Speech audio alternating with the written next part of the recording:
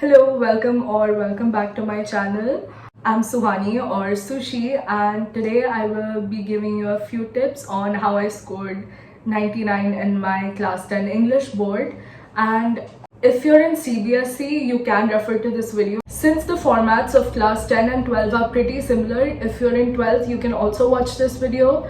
But since I'm in 12th myself, I would like to tell you that I don't think I have the authority to let you know how I scored in 12th because I haven't given my 12th board exam yet.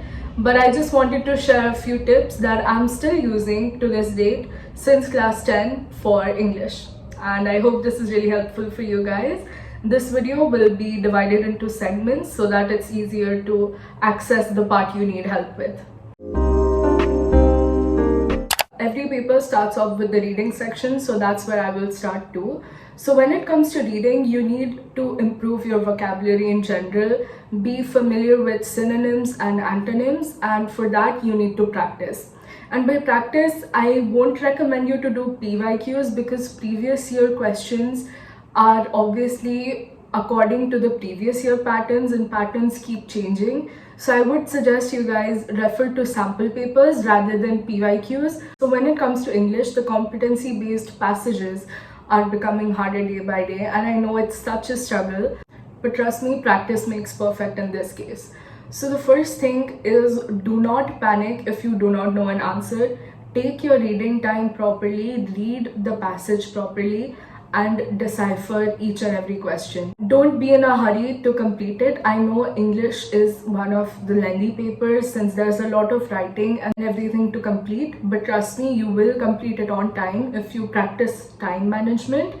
And your pre-boards are conducted for this very purpose, to teach you how to manage your time and teach you the board pattern. The next section we have is grammar. So for grammar, you also need basic vocabulary knowledge that you can obtain from reading if you have free time, or as usual, do the sample paper. After seeing the sample paper of the year 2024 to 25 of class 10, the pattern I've noticed is the things you need to go through are tenses, reported speech, and the error and correction, which is basically related to tenses. So the main point here is tenses, and I would suggest you watch a lecture. And if you're still not clear with how tenses work, because tenses also include reported speech, so you need to understand which changes to what in direct conversations and in indirect conversations.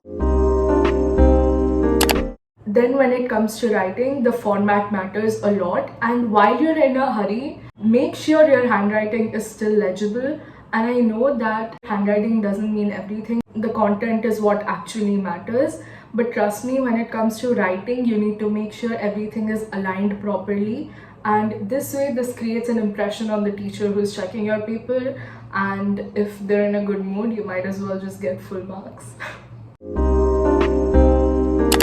Then we come on to the literature section, where all the poems and extracts are.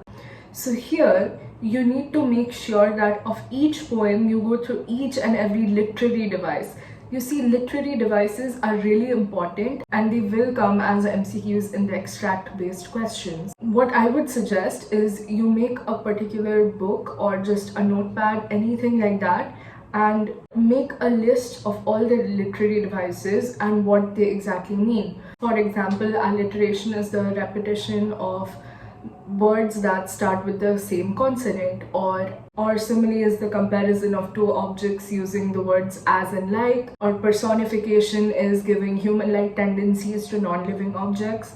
So if you're not familiar with each and every one, just make a quick list of what transferred epithet, alliteration, repetition, enjambment, make a list of what all of them are, and then identify them in each and every poem as you go through. Now, I know that your English preparation will definitely be last moment because you will be focusing on other subjects, but it is best if you just make this list and list out the literary devices whenever you have free time, because it really helps with revision at the end of the day, and all you need to do is just go through the poem and the literary devices, and then you're all set when it comes to poems.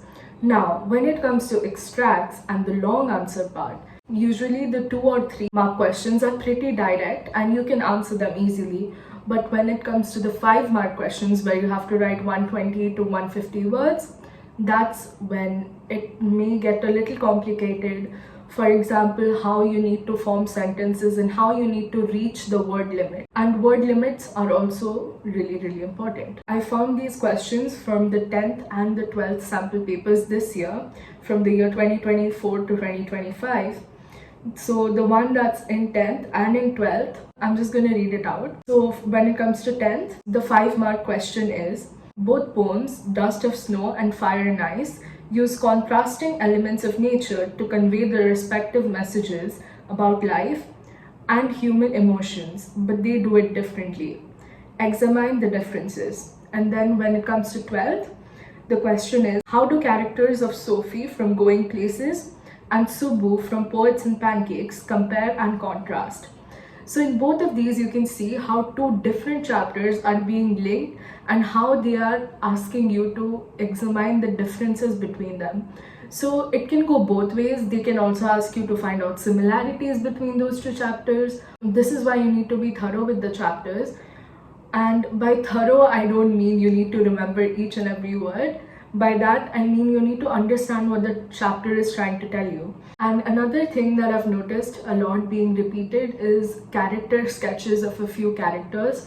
So do remember the protagonists' character sketches are also an important part, because you might need to explain the personality or why they made a choice that they needed to make. For these 5-mark questions, you might also get questions like writing a conversation between 2 different characters, or writing a diary entry from the point of view of a particular character. So for these things, you need to just have basic knowledge of what diary entry is and how you can write conversations between 2 characters. I think I've pretty much covered all the sections and the basic things that you needed to know.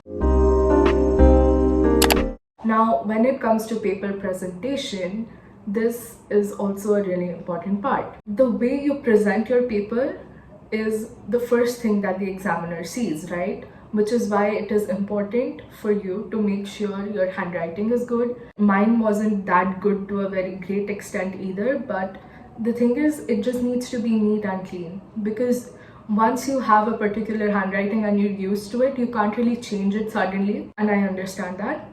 So you just need to make sure you leave enough spaces between each word and make sure your paper as a whole looks good. After each and every answer, you can draw a line with a pencil just to seclude each and every answer from each other. And most important thing you need to do is to underline the key words of an answer. So you see, when the teachers, they're correcting your paper, they get a particular marking scheme from which they correct your paper.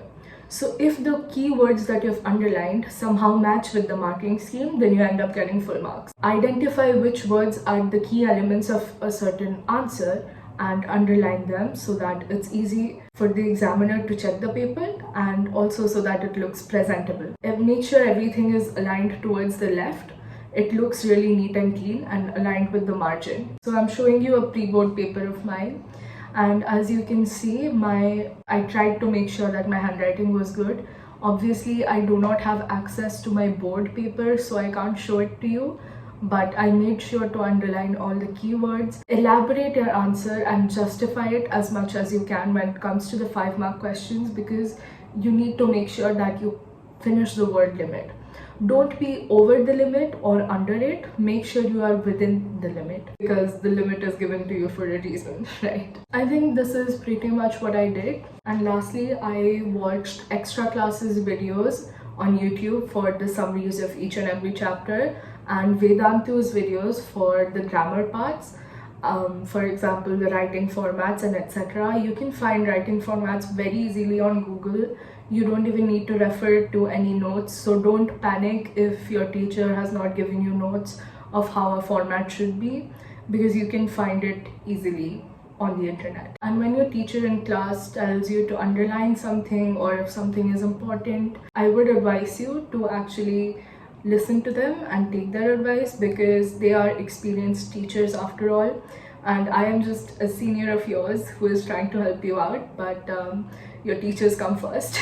So if you have any doubts or anything like that, do not be scared to ask your teachers, because I remember I was really afraid to ask my doubts in general because I'm an introvert, but don't let that get in your way. If you have certain doubts, make sure you clear them before the actual exam takes place. Yeah, that's pretty much it for this video. I hope it was helpful for you and that you do really well in your board exams. And yeah, see you next time.